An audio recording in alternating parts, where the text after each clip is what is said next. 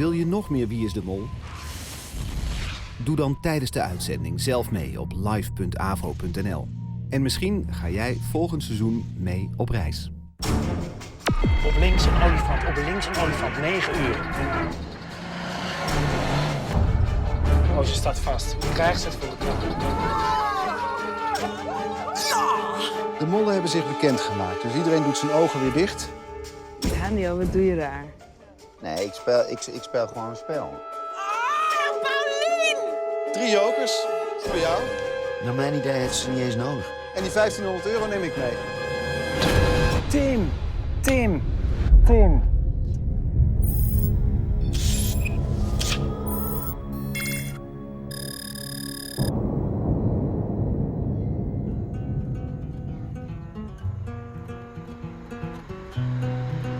Caroline is haar maatje kwijt. Die voelt zich eenzaam. Dus dat moet zich een beetje reshuffelen. Ze heeft mij nog. Ze vertelt mij heel veel. Ik vertel haar ook heel veel. Oké, we gaan naar links. Ik zie kleine vliegtuigjes net. Tania, Zaraida en Kees is al een soort groepje.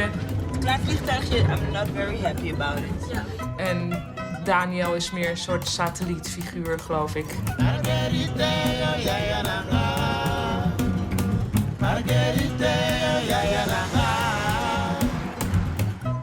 Ja, nu zit ik in principe natuurlijk met 4,5 vrouw hier. Dat is verder helemaal niet erg. Maar het begint wel een beetje een kippenhok te worden. Als hoogtes niet je ding zijn... Oh, je bent nu alweer bang voor iets waar je nog niet van weet wat we gaan doen. Daar ben je nu al bang voor. Nee, niet bang. Ik voel het in mijn buik. Ik voel spanning. Voel jij geen spanning, je afgestompte ziel? Maar als het moet om van A naar B te komen... I don't know. Even, ik moet hem eerst zien. Ik moet hem even zien. Het vliegtuig. Ja. Oké, we gaan naar links. We zijn gewoon op het vliegveld.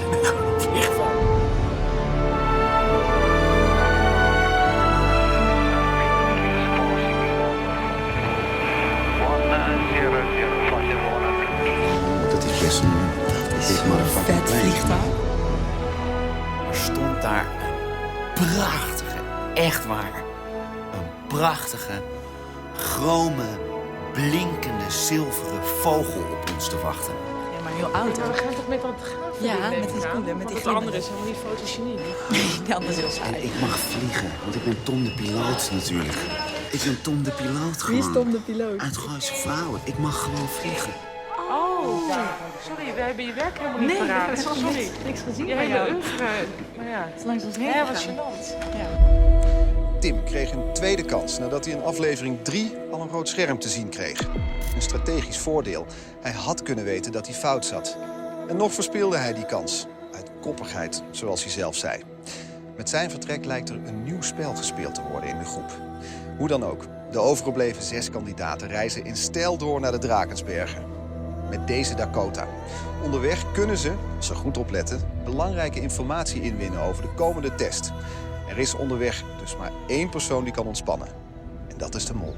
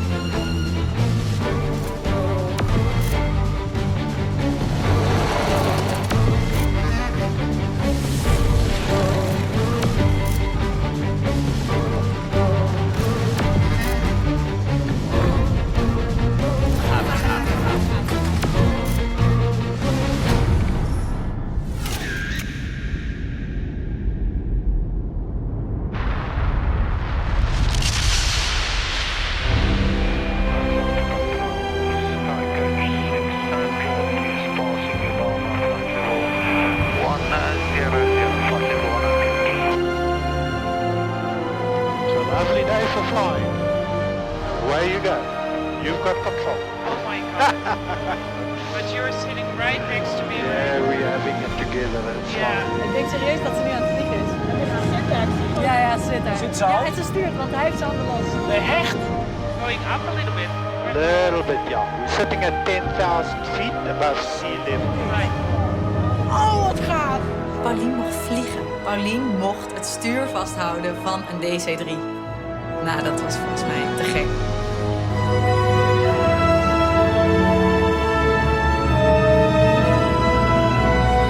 We mochten 1 om 1 in de cockpit zitten en we moesten daar een opdracht doen. Ze krijgt een envelop. Krijg je een envelop? Ze krijgt een envelop. Wie ziet dat? Goedemorgen. Welkom aan boord van de Dakota DC-3 uit 1943. Ik zit daar en de echte piloot geeft mij een envelop met 2 kaartjes erin. En toen was de bedoeling dat ik door de intercom de informatie van die kaartjes voor ging lezen. Wij vliegen nu over Swaziland.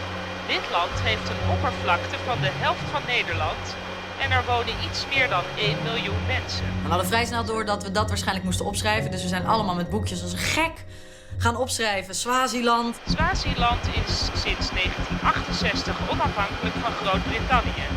Sindsdien regeert koning Mswati III met harde hand over het land als absoluut monarch. We hadden het al gelijk door, want Paulien was dus de eerste kandidaat die las dat stukje voor. En midden in dat verhaaltje stond een zin van... Hij leest geen kranten, maar welke de mol leest zal een vraag zijn bij de volgende test. In de volgende test wordt deze vraag gesteld over de mol. Straks meer informatie vanuit de cockpit.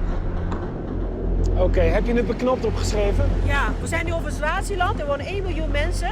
Dank je. Dank je. Iemand, ik denk de koning of Hij zo, zei ook nog iets over een koning en zijn zoon die de absolute macht vrouwen, houden. let op. 13 vrouwen, 24 kinderen. Een kwart van de bevolking heeft aids. Dat heb ik. Nou, alles keurig voorgelezen. Plichtsgetrouw als ik ben. Hoi, je was geweldig. Je was super. Was leuk? Nou, de piloot deed echt zijn handen van het stuur af en ik zo. En dan voel je aan dat stuurtje zo'n beetje zo flink, flink, flink. En ik zo... Maar het is heel gaaf wat je ziet, is alles echt zo, hè?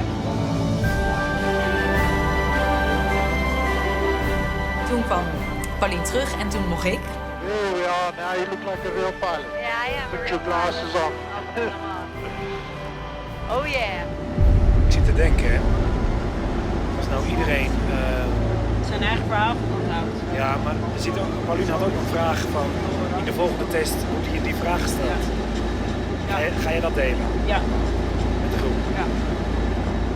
Aan de ene kant vind ik dat deze groep nog steeds te lief is voor elkaar. Ja, ik ben even hard op aan het denken. Hè? Ja, ik snap je. Ik zeg niet dat ik het doe, maar ik doe gewoon even... Tuurlijk. Ik kan die informatie natuurlijk ook gewoon voor mezelf houden. Want als ik die informatie voor mezelf hou, weet ik dat die vraag eraan komt. En kan ik me gaan richten op die vraag. En dan weet ik zeker dat ik die vraag goed ga beantwoorden. Het is wel opvallend ook weer. This is awesome. Als je in die cockpit komt, heb je van links tot rechts alleen maar uitzicht. Je hebt de horizon voor je en dat stuur in je handen en een piloot ernaast die echt dit doet. Waardoor je denkt, oké, als ik het nou echt een kutspel vind, dan hoef ik alleen maar dit te doen. Wij zitten nu in het vliegtuig en ik zal jullie vertellen dat als je nu links uit het raampje kijkt, dan zie je het stadje Ermelo. In Ermelo zijn de ruïnes aangetroffen van een nederzetting die teruggaat tot 1400. Tijdens dat ik dus aan het vliegen was, moest ik ook een tekst voorlezen. En mijn tekst ging over Almelo of Ermelo. Tijdens de Tweede Boerenoorlog werd het nog jonge dorp door brand bijna volledig verwoest. Hoe dan ook, na de oorlog stond alleen de kerk nog overeind. De kerk stond ook Dank voor uw aandacht. Straks meer informatie vanuit de cockpit. Was dat het? Was er geen molboodschap in? Volgens mij was Carolien behoorlijk aan het mollen. Ik had niet gehoord wat de vraag was aan de mol. Ze had het niet gezegd. Bij mij stond het er letterlijk bij. Ja, oké, maar misschien heeft zij besloten dat ze die informatie niet deelt. Dat zou Tania, jij hebt het goed gehoord? Ja. Dit zal je niet verrassen, maar ik ben geen held met vliegen. En ik dacht, nou, zo'n klein vliegtuigje nog nooit ingezeten. Hoe voelt dat dan? Oh mijn god. Oh my god. Oh my god. Ik dacht, oh mijn god. Is dit echt... Here we are. How are you today?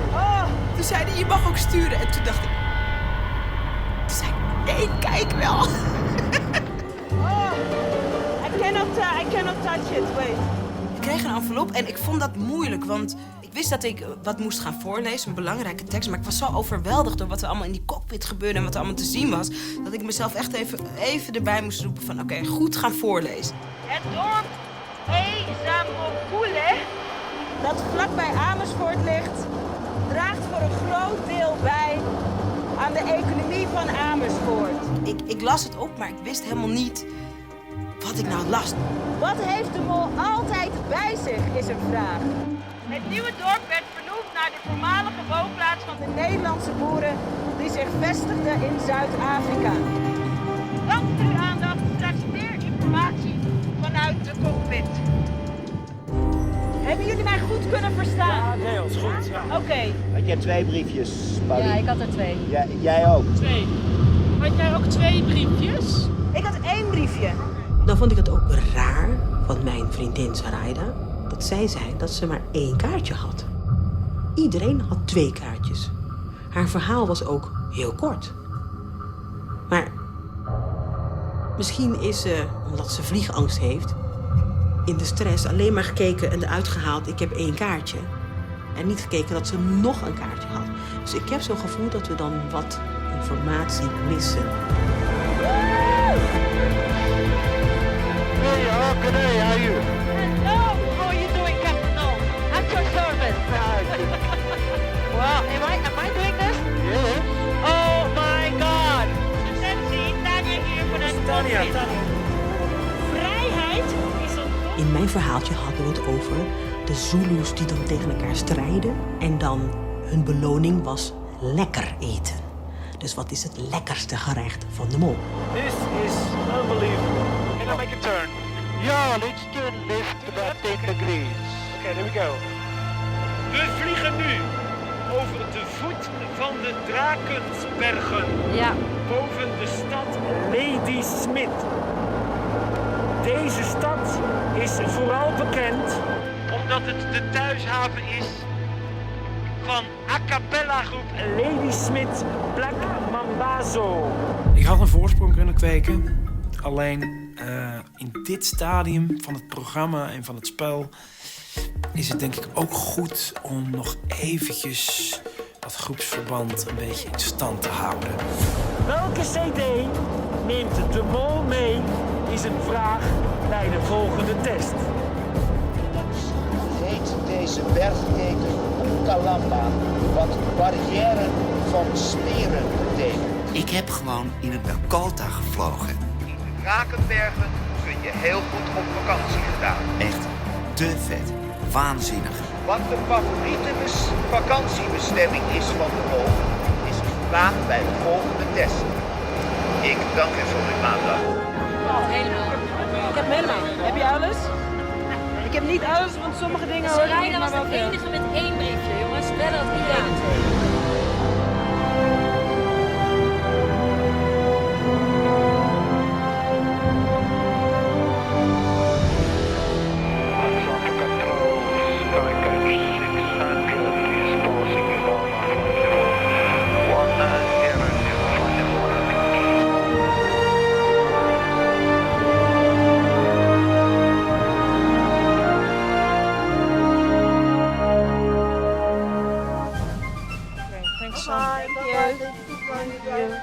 Thank you so much. Bye-bye. Echt magisch. Maar waarschijnlijk heb je alleen maar dit van mij gezien. Want zo incasseer ik de magie van wat ik allemaal meemaak hier. Ja. Zo, hè? Ik heb geen moment getwijfeld om sommige informatie voor mezelf te houden. Dat heeft ermee te maken dat ik heb dat niet in me. Ik denk op dat moment alleen maar, oh, er is een taak die ik moet uitvoeren. Dat ga ik zo goed mogelijk doen. En ik vind dat soms een beetje, ja, het is wel heel braaf. Oké, ik denk dat we nu moeten gaan leren aan die dingen, die informatie uit het vliegtuig.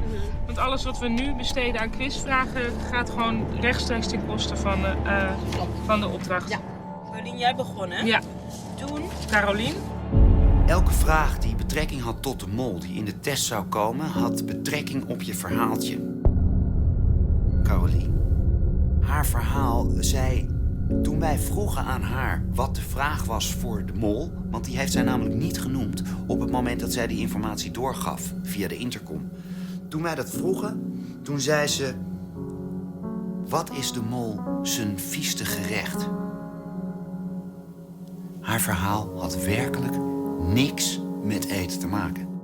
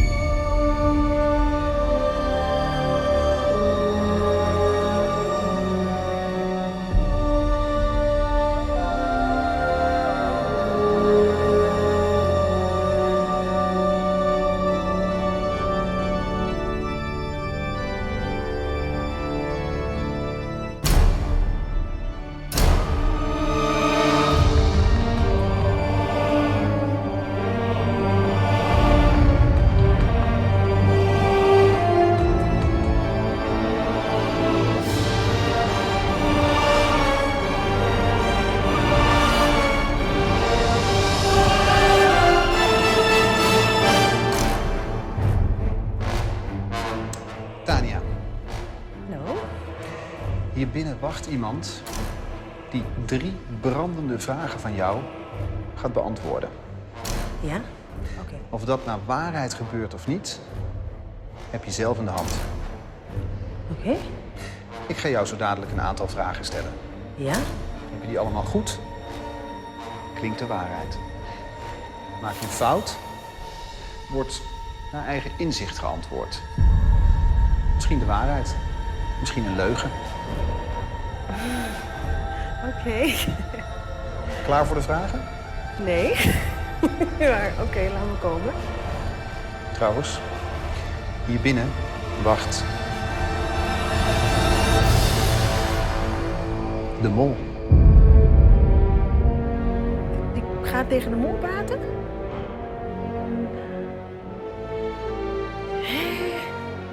En die moet dan antwoord geven op de vraag dat ik stel. Als ik dus alle vragen goed had, dan zou de mol de waarheid vertellen. Klaar voor mijn vragen? De eerste. Ja? Wat was het antwoord van Ewoud op zijn laatste testvraag?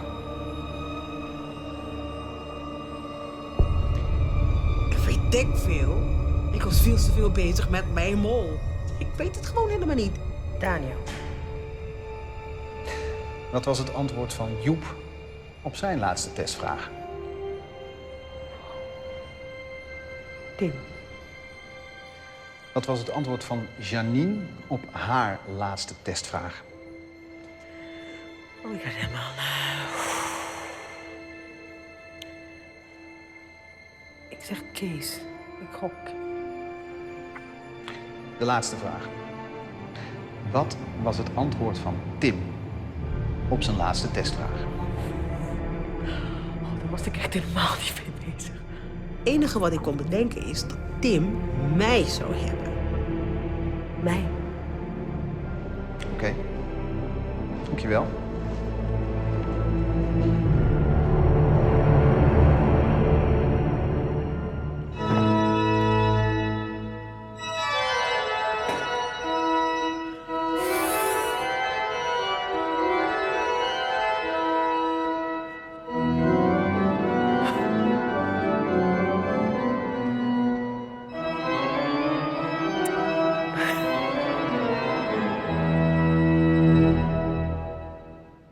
Beste mol, ben jij een man? En dan gaf de mol antwoord met een akkoord. Dus als zijn antwoord nee was, hoor je... En als zijn antwoord ja is, hoor je...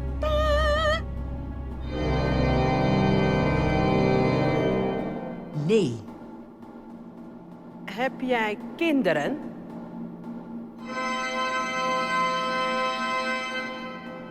Ja, Nou, het is toch idioot? Want als dat de waarheid is de mol een vrouw en heeft hij kinderen.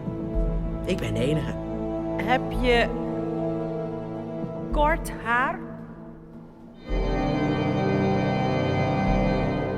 Dus het is een langharige, kindbarende, vrouwelijke mol. Die combi zit er niet in bij ons. Dus ik had dus antwoorden fout gegeven. Paulien. Ja. Ik ga jou zo dadelijk een aantal vragen stellen. Ja. Ik had me volledig voorbereid op zeer vele feiten over Swaziland. Koning Mswati III, de vader van koning Mswati III, jaartallen, boerenoorlogen. En ik wist het eigenlijk allemaal. Klaar voor de vragen? Ja. Eén ding. De persoon die hier binnen wacht is de mol. Oké. Oh man, ik word nu alweer helemaal gek van. Oké, ja? Vraag 1.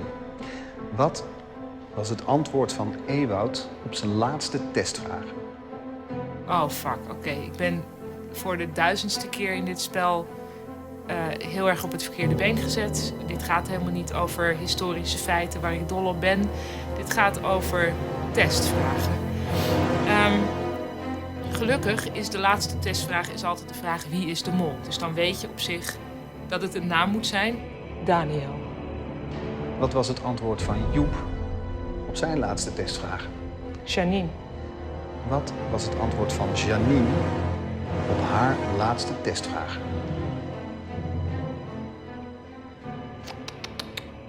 Ik zeg Tania. Wat was het antwoord van Tim op zijn laatste testvraag? Paulien. Dankjewel. Daarheen lopen? Ja.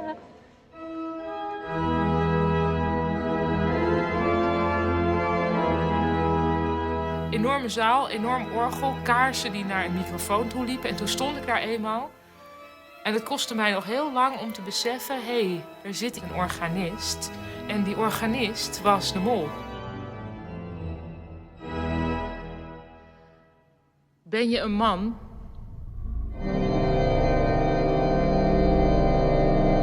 Nee, dat is hij niet. Ben je geboren in Purmerend? Dat vroeg ik omdat ik Kees verdenk. Kees is geboren in Purmerend. Hou je van meloen? Mijn derde vraag was een vraag die meer betrekking had op Tania, voor alle zekerheid. En toen kreeg ik weer een nee. Dankjewel.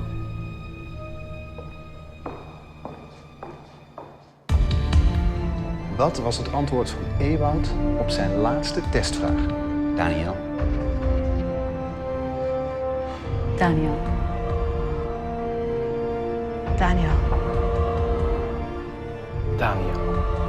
Wat was het antwoord van Joep op zijn laatste testvraag? Ook Daniel. Daniel. Janine. Dat weet ik niet, maar ik denk Sraida. Wat was het antwoord van Janine op haar laatste testvraag? Tim. Kees. Tim. Kees. Laatste vraag. Wat was het antwoord van Tim op zijn laatste testvraag? Paulien. Daniel. Caroline. Paulien.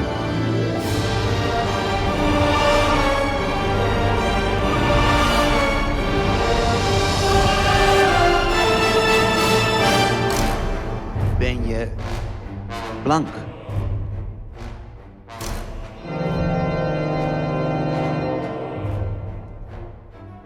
Ben je cabaretier?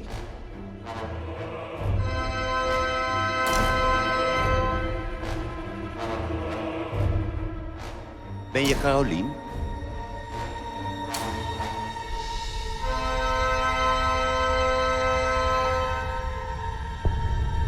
Hoe je het ook vindt of keert, je weet helemaal niks. Dit was gewoon puur om een soort chaos te creëren in je hoofd.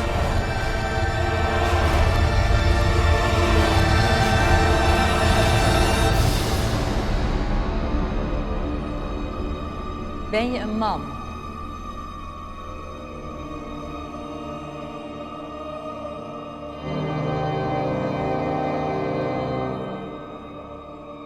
vond je 1 goudklompje in de rivieropdracht.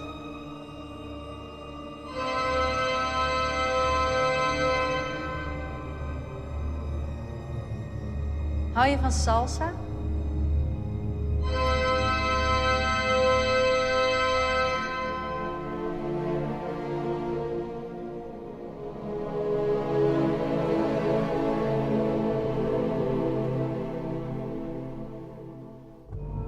Mol, ben jij een man?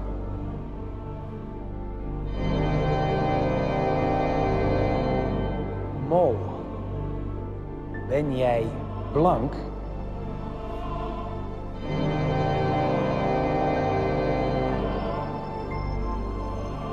Ben jij een cabaretier?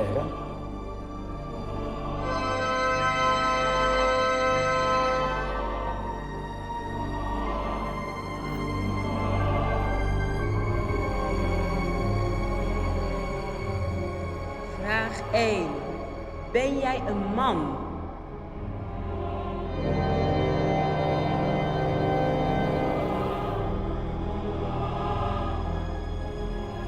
Vraag 2.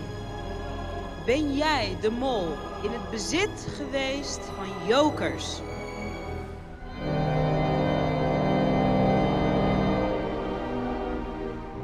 Vraag 3. Sliep jij, de mol, gisteravond op een kamer met Caroline?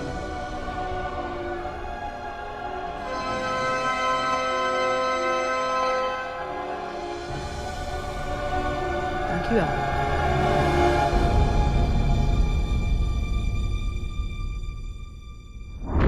Denk je dat jij die 4 vragen goed hebt? Ja, met uitzondering van 1. Ik weet dat ik er 3 zeker had. Janine wist ik niet zeker. Janine wist ik ook niet zeker. Wat heb jij gedaan? Zullen we tegelijkertijd zeggen? 1, 2, 3, Tania. Shit. Zij wist precies hetzelfde als ik, zeker. Dus de vraag van Ewout, de vraag van Joep en de vraag van Tim.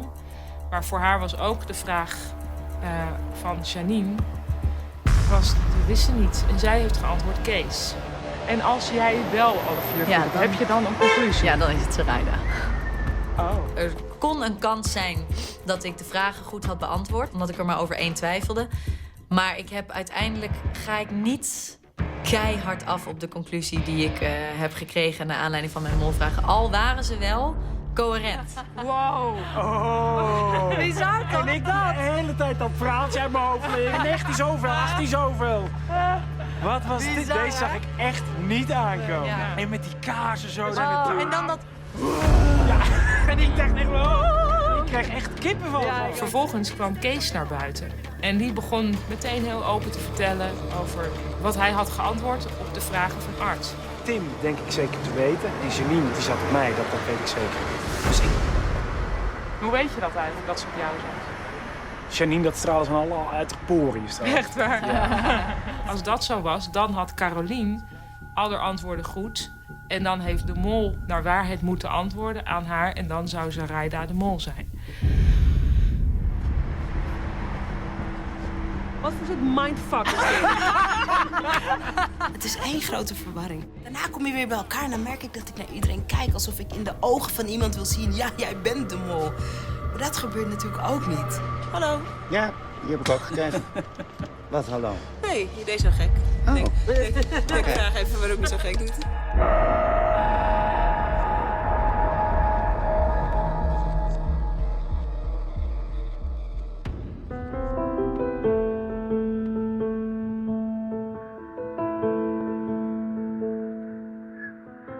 Wij zitten nu bij Drakenberg. Een soort heel lang berggedeelte. En het is gewoon zo enorm groot. En altijd toen ik dacht van, oh, Afrika, denk je dan zo woestijnachtig en hutten en dan olifanten die dan met water over hun schouders met de slurven doen. Maar ik dacht niet aan enorme bergen.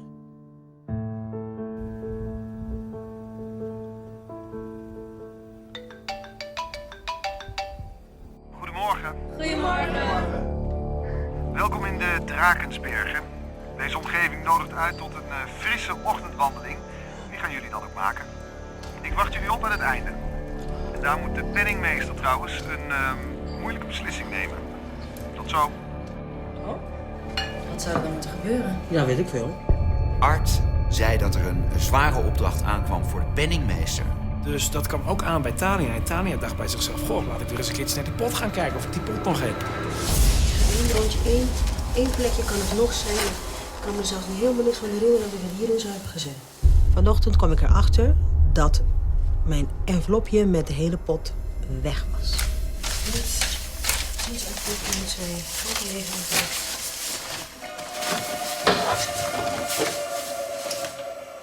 Ik denk dat de mol heeft toegeslagen. Echt waar? Ik voel me van hoe anders. Serieus. Maar waar had je het voor het laatst? Voor het laatst had ik toen we dan die opdracht hadden. Ik ben eigenlijk helemaal in paniek. Wacht even. Toen we die opdracht hadden gedaan met die pannen en het smelten van die sleutel. Toen hadden we dus... 2500 euro met die kluis? Ja, Oh, en dan... Zo voor dus en dus is de enige manier, want ik vaak over. Maar even dan voor, ik heb die pot nog nooit in mijn poten gehad. Nee, ik heb hem nog nooit in mijn handen gehad, maar ik ga toch kijken, want ik word helemaal gek nu. Oh nee, 10.000 euro. 10.000 euro? Het kan niet, het kan niet. Vanaf dat moment weet ik het niet meer. En dus ik had helemaal altijd gedacht van, het is in mijn broekzak, het zit in mijn broekzak. Alles, ik heb hem gewoon niet. Het enige moment dat dat geld niet achter slot en grendel bij mij was, was dus na de eliminatieronde. Hoe kan het nou zijn dat ik dus 10.000 plus euro kwijt ben? Hoe ga ik de anderen vertellen? Ik ben een fucking kill you, echt waar.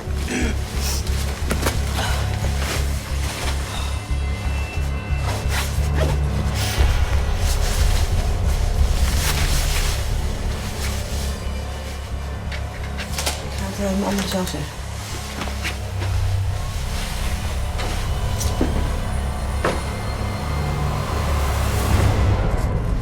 Jongens, ik heb de pot altijd in mijn tas en mijn tas zit op slot. Altijd. Toen we de opdracht hadden om dat ding in te doen in het water, we hebben toen geld gekregen. Ja. Heb ik het ingedaan en ik heb hem weer in mijn achterbroekzak gedaan. Want het is de enige broekzak die ik heb. Maar heb je toen je 's avonds hem niet in je broek vond, heb je toen niet gecheckt of hij in de tas zat? Ik was er gewoon niet mee bezig op een of andere manier. Maar de volgende dag dus ook niet? Nee, want op een of andere manier heb ik gewoon in mijn hoofd... Oh, die pot, daar denk ik niet over na. Die pot is gewoon in mijn tas en op slot. En dan heb ik altijd mijn tas op slot. Maar die handeling dat ik op dat moment moest doen, heb ik niet teruggedaan. En hij is weg.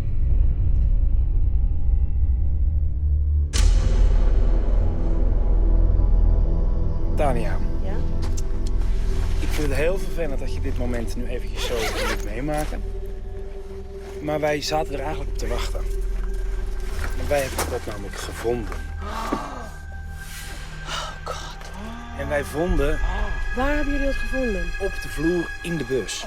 Zie je dat? Omdat het in mijn broekzak was. Maar goed, het is niet dat ik je niet vertrouw, alleen wij wilden... Dat is echt niet, ik ben echt helemaal panisch nu, hè? We wilden eventjes, want we zijn nu 1,5 week met z'n tienen keihard aan het knokken om dat geld te verzamelen. Ik wil dat ding niet in mijn handen hebben. Ik geef mijn taak op als penningmeester. We wilden alleen eventjes dat je zelf ook eventjes door had dat dit best wel een dingetje was. Ja, want wij lagen midden in de nacht te slapen en Daniel tikt me aan. Hij zegt, kijk even wat ik hier vind. Toen lag die envelop zo in de bus. Als je een envelop bij je hebt van meer dan 10.000 euro, ik dacht dan check je dat elke avond wel, weet je? Nou, Daarom... weet je wat we hier hebben elke avond? Je maakt de avonden mee. Ja. Dan is het gewoon hup erin en hup weer eruit. Ik heb en meegevoeld met Tania, die zich natuurlijk enorm kut voelde over het verliezen van de pot. En ik heb ook gesnapt dat Daniel en Kees het moment hebben gebruikt om de collega's te testen. Ja, oké, dus de pot klopt. Ik zou graag Daniel willen nomineren als penningmeester, aangezien hij dit ook accuraat heeft geconstateerd. De oudste is. Tania wilde de pot nog niet met een 3 meter lange staaf aanraken. De pot was besmet. Ik vind Kees ook een goeie. Ik zeg het er toch even bij. Vind ik ook. Ik ben ook al voor Daniel. Ik wil het graag doen, maakt mij geen fluit uit. Het maakt mij ook geen fluit uit. Ik vind Kees ook absoluut helemaal goed. Zullen we voor... stemmen? Ja, graag. Ik heb een paar dagen al met Kees een kamer gedeeld. En dat is echt een beetje precies. 1, 2, 3. Kees. Dat ben ik. Jij bent hem. Ik dacht echt dat de afgelopen 6 afleveringen Gewoon helemaal voor babkes waren geweest. Voor niks. Ik zag jou ook. Wij zagen jullie ook Ik al moest de- bijna huilen. Ja, ik zag Ik jou moest helemaal. bijna huilen. Nou, dat is natuurlijk totaal kut.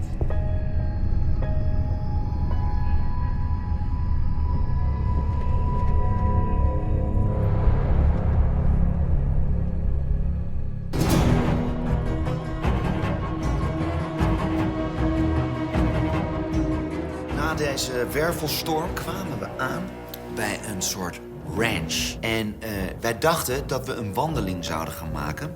Maar toen kregen we te horen dat we dat te paard zouden doen. Op het paard zelf zitten was voor mij niet een angstig iets of zo. Maar ik had wel gevraagd of ik dan gewoon zo'n kermispaard kon krijgen. Die dan de hele dag in rondjes gaat. Heel zielig eigenlijk voor die paard. De hele dag in rondjes met zo'n kindje erop. Maar dan weet ik zeker, er is niks aan de hand. En ik kreeg zo'n paard. En Carolien, die echt paard kan rijden, die kreeg dan echt zo'n stoere paard. Zo van, daar kan je wel wat mee.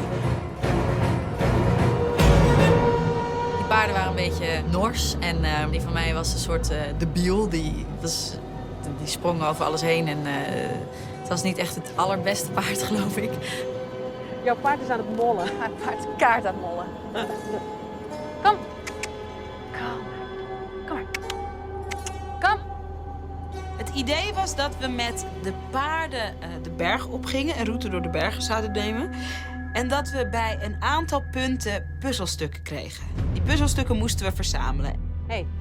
En je mocht niet van je paard af. Je moest dat puzzelstuk verzamelen terwijl je op je paard zat. Oh, damn. Kan iemand anders dat doen? Bij het eerste paaltje met de puzzelstukjes ben ik ook meteen voorbij gelopen.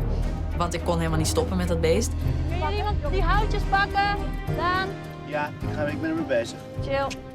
De eerste tafel, daar ging Daniel mee aan de slag. Nou, en dat was meteen heel ingewikkeld. Lukt het, Daan? Kom maar. Stop. Nou, hij staat stil.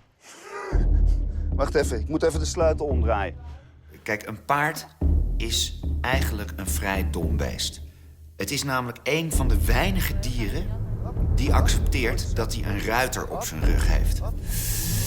Sorry, meisjes, dat ik jullie droom hier verrag, maar echt waar, het is niet anders. Probeer maar eens op de rug van een koe te zitten. Dat gaat niet lukken. Rustig, rustig, rustig, rustig, rustig. Ik zag hoe Daniel dat deed en hoe dat paard bijna weg was gerend. En toen dacht ik, oké, ik ga niet in de buurt van die tafels komen, überhaupt.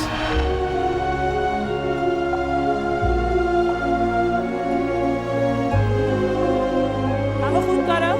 Ja.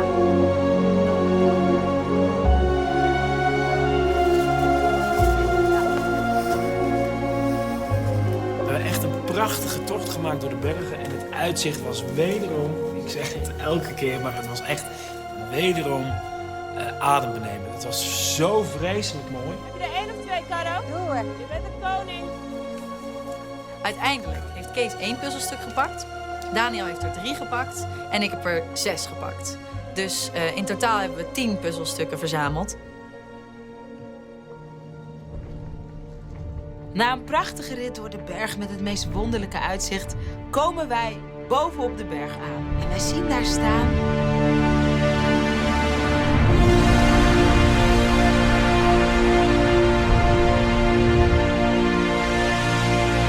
een helikopter en een puzzeltafel.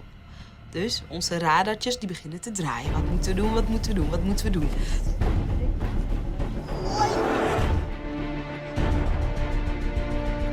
Zo, genoten van het uitzicht. Zeker. Schitterend. Onderweg zijn jullie, als het goed is, puzzelstukken tegengekomen. En daarmee zou het ook jullie moeten lukken een simpele puzzel op te lossen. Nou, Art. Nou. 3 minuten krijgen jullie daarvoor. Oh, damn. En als het lukt, dan kunnen jullie erachter komen waar hier in deze bergen geld op jullie ligt te wachten. De tijd loopt nu. Paulien, jij kan dit goed. Caroline riep meteen, Paulien, jij kan puzzelen. Dus ik denk dat Caroline wilde dat ik gewoon zo Rain Man-achtig naar die puzzelstukjes zou kijken. En dat en dat hij er dan zou liggen. Ik heb hier 3. Zitten er ergens 3 voor eruit? 3 puntjes? Ik heb 4 punten, waarvan 2... Daar zijn 3 puntjes voor uit. Echt, we gingen als een zootje idioten sprongen we op die puzzel. En we proberen in elkaar te leggen, maar dat lukte dus niet. Oh jongens, die staat ook op pijl op. We staan echt te kloten. Ja joh. De Jos die band die een puzzel in elkaar legt. Jongens, kom aan, dit moet ons toch lukken. Misschien moeten we beginnen met die pijl, want natuurlijk hebben we die pijl nodig. Dat zou toch raar zijn? Soms heb ik het idee dat dit een echt hele slimme mollengroep is. Maar toen we met die puzzel bezig gingen, dacht ik, ja, dit is echt gewoon zwakzinnige tv. Jullie hebben nog 1 minuut. Zit ik andersom? Het moet andersom. Andersom? Volgens mij moet die pijl in het midden, jongens, heb ik het idee. Nou, volgens mij hebben we 2 puzzelstukjes aan elkaar gelegd en de rest was verschrikkelijk. Wacht, dit ertussenuit. Ja? Ja? Oké. Ja, die past. Ja, oké. Ja. Oh fuck. Nee, want je ziet die afdruk. Jullie tijd is om. Oh. We haalden het niet in die 3 minuten. Maar met die opdracht en het in elkaar zetten van de puzzel heb ik voor mijn gevoel de mol aan het werk gezien. Ik ben in een goede bui vandaag. €250 en dan mogen jullie een minuut puzzeltijd erbij kopen. Ja, gaat het überhaupt lukken? Ik denk dat we het er wel moeten wagen gewoon. Laten we gewoon 1 minuutje erbij doen. Ja, en kijken of het... Jongens, we moeten wel alles op tafel hebben. Een minuutje erbij? Ja. Oké, de tijd loopt nu weer. Oké.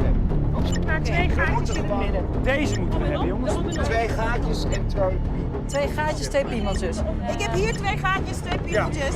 Ik heb hier ook 2 gaatjes. Noemen we die dingen echt piemeltjes? Ja. Het past als een Oké. plus. Oké. En toen kwam de tactiek om de puzzelstukjes te duiden met piemeltjes. Dat dingen die uitsteken en gaatjes waar je naar binnen moet. Ja. Ja. Oké, goed. Wacht. Net op tijd. Zodra we het piemels en gaatjes gingen noemen, ging het van een leidakje eigenlijk, hè? Zoals altijd. Zoals altijd. Uiteindelijk toch de puzzel in elkaar gekregen. Op die puzzel stond een enorme pijl en die wees naar de bergen. Daar. Dus Dus je hebt rechts zo'n driehoekje, dat is een tandje. En dan links ervan is een kies. En de Ja? eerste kies is het. Ja, en daar ligt geld? Ja. Superveel. Oh man. En toen zagen we zo'n pijl en precies in zo'n tandje kon je dus zien dat daar het geld was. Maar het was niet dichtbij, het was hoog in de bergen. Puzzel van 5 stukken. En het lukt jullie niet om dat binnen 3 minuten op te lossen. Nee. Dus ik krijg nog geld van jullie. €250. Ik begrijp dat er een nieuwe penningmeester is. Dat klopt. Pot bij je of in de bus laten liggen? Nee, bij me. €250 alsjeblieft. €250. Ja. Dankjewel. Kees, de nieuwe penningmeester. Dat is een verantwoordelijke taak. Ja. Dus jij mag zo dadelijk met de helikopter op zoek naar geld. Nee, vet. Oh, wat fijn dat ik er niet meer Dat vind ben. ik echt leuk. Kleine ruimtes in de hoofd. Cool. Echt. Jeugel. Veel succes. Nu naar de helikopter. Toen had ik wel eventjes spijt.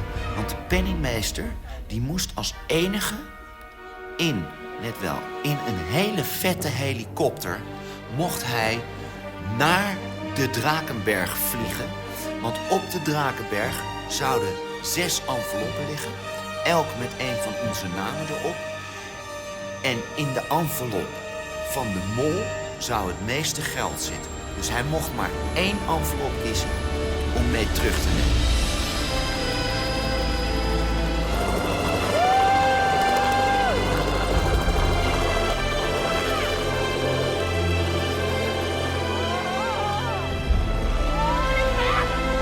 Wat is dit magisch? Oh my god. Oh man. Dit is echt top. Kijk hem gaan, kijk hem gaan. Woe!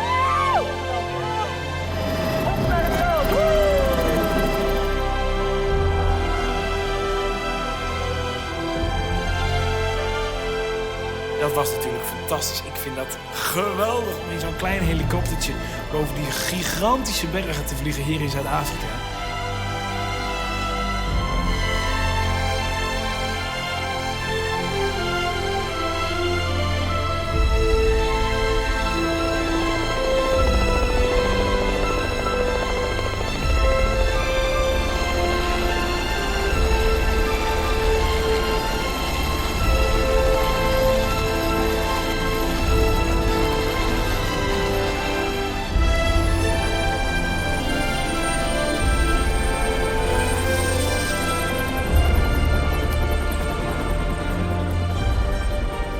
Ja, ik mocht 1 envelop openen. 1 envelop van degene waarvan ik denk dat dat de mol is.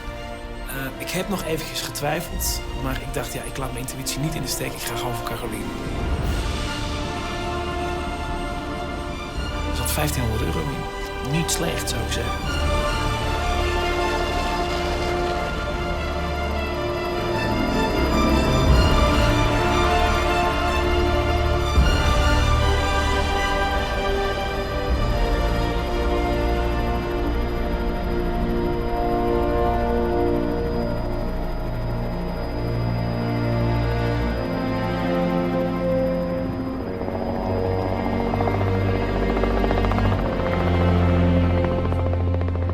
Zo benieuwd welke keuze hij heeft gemaakt en welke envelop erbij zit. Ik ook. Echt benieuwd, jongen. Hij heeft nu gewoon informatie.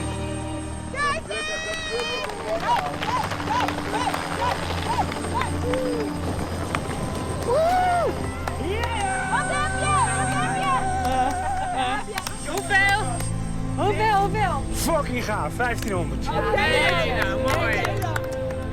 Kijk, Kees, in welke zat hij? Kees ging uit zijn plaat, echt. Dit was echt heel erg leuk om te zien. Zo gaaf. Nou, Kees komt terug met €1500. Best een redelijk bedrag. Maar hij wil natuurlijk niet zeggen wie hij in gedachten had. En welke kaart hij heeft gepakt en welke naam hij heeft gekozen. En heb je lang getwijfeld of heb je meteen op instinct wat Ja, gepakt? je moet je dus voorstellen dat die helikopter dus echt 4 meter van je af staat te draaien. Oh. Geld meegenomen? Ja. Hoeveel? 1500. Gefeliciteerd. Jee. Dankjewel. Kennis is macht. Zeker in Wie is de Mol. En toch hebben jullie de voorkennis over de test in de Dakota uit jullie handen laten glippen. Door alle vragen met elkaar te delen. Wat heeft de mol altijd bij zich? Welke CD neemt de mol mee, is een vraag bij de volgende test. Weg is je voordeel ten opzichte van de rest. Bereid je dus voor op misschien wel de moeilijkste test tot nu toe. Oh, jezus. Als wij die vraag nou gewoon voor ons hadden gehouden, had dat natuurlijk veel slimmer geweest. Want kennis is macht. Maar nee, wij moeten natuurlijk alles weer delen met de hele groep. Tijd voor de test. 20 vragen over de identiteit en het doen en laten van de mol. Degene die het minst weet, ligt uit het spel. Behalve de mol. Die hoeft nooit naar huis. De komende test vind ik best wel eng. We zijn nog maar met z'n 6. Dus aangezien ik alleen een verbondje heb met Paulien, weet ik van de rest totaal niet waar ze staan. Dus nu zijn mijn 2 grootste verdachten toch Kees en Zoraida. En nogmaals, als ik het fout heb, dan snap ik er gewoon helemaal niks meer van. Ik verdenk nog steeds Caroline. Omdat ze nog steeds heel erg fanatiek het spel speelt. Te fanatiek. En ook constant nog, naar mijn mening, andere mensen verdacht wil maken, zodat ze zelf maar niet verdacht wordt. Tania verdenk ik gewoon niet, eigenlijk. Ik bedoel, ik zie gewoon niet dat zij het is. Ze was echt totaal overstuur over die pot. Daniel, ik zie het gewoon niet voor me. Het plan is nu inzetten op Kees en op Zoraida en dan zien we wel. Ik heb nieuwe verdachten, maar ik voel me een stuk minder zeker dan voordat Tim vertrok. Ik denk nu aan Daniel en aan Paulien. Omdat Paulien ontzettend slim is. En ik heb gezien hoe bijna magisch zij het spel heeft gespeeld rond het kampvuur. Waar zij ook eventjes de mol was. En hoe goed zij mensen op het verkeerde been kan zetten. En ze doet dat op zo'n slimme en elegante manier dat je haar dus niet verdenkt. Maar ik verdenk haar dus juist daarom. Ik ga inzetten op Caroline, Tania en een beetje Paulien. Caroline was heel dicht bij de geluidsbox. En zij zei, we gaan naar Amersfoort, we gaan naar Belfast. Ik zo, Belfast? Vind ik zo raar. Ik denk dat ik voor het eerst in mijn mollencarrière ga spreiden. Ik denk dat ik gewoon een deel zet op Daniel, een ander deel op Caroline. Als ik nu een mol moet kiezen, pijn in mijn hart, Daniel. Misschien ben ik de mol wel. Ja, dat zou kunnen.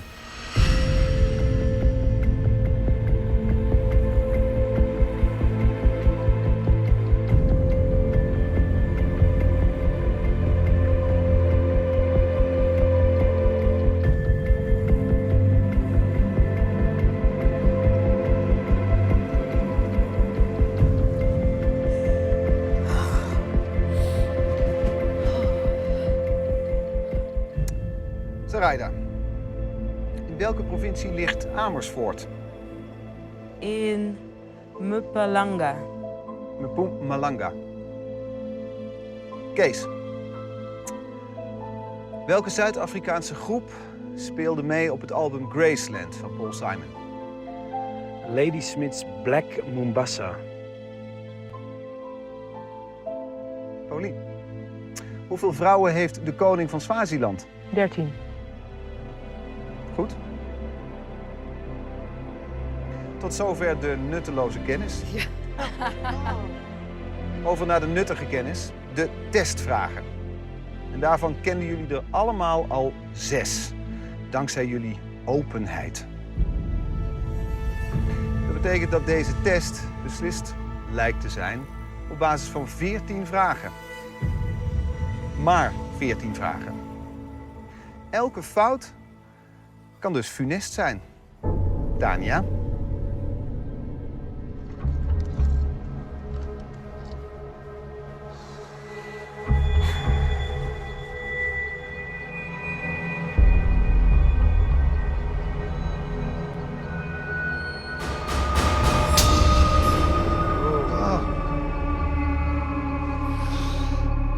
Hier houdt mijn avontuur op.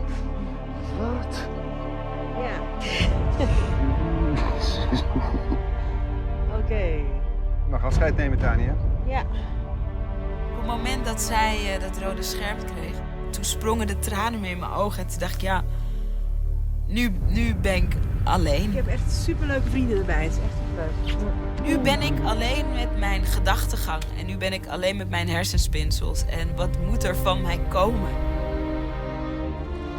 Dat meisje. Dag lieverd. Dag lieverd.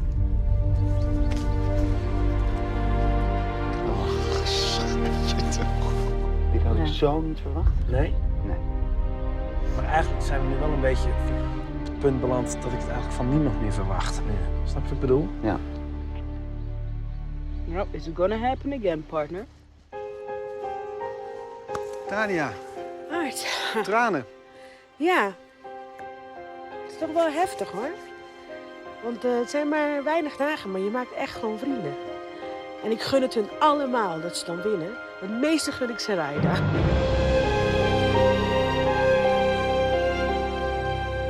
Het is echt een waanzinnige ervaring. En ja, wie is nou de mol? Het blijft nog aan me knagen. Je hebt veel dingen gedaan die je vooraf niet kon verwachten, denk ik. Tussen de wilde dieren slapen. Ja, ook dat gewoon ervaren? zo'n safari-bus middenin, olifanten. En ja, ik vind het wel, ik ben er wel van gegroeid. En ik denk dat ik deze ervaringen wel meeneem voor de rest van mijn leven. En ik kom zeker terug naar Afrika, zeker. Dankjewel dat je er was. Dank je.